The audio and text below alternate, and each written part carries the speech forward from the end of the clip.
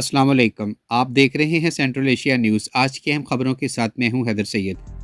گزشتہ 6 روز سے اگیگا قائدین کا ملازمین کے حقوق کے لیے احتجاج اور دھرنا بھرپور جوش و جذبے کے ساتھ جاری ہے۔ ساہیوال کے قائدین گزشتہ 6 دن سے کھلے آسمان تلے اپنے مطالبات کے حق میں ثابت قدمی سے ڈٹے ہوئے ہیں۔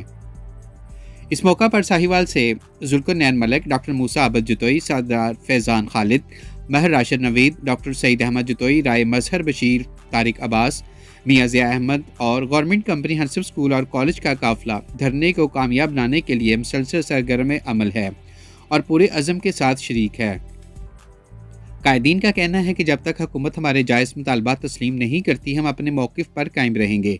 ہم اپنے ملازمین کو تنہا نہیں چھوڑیں گے اور ان کے حقوق کے حصول تک یہ جدوجہد جاری رہے گی۔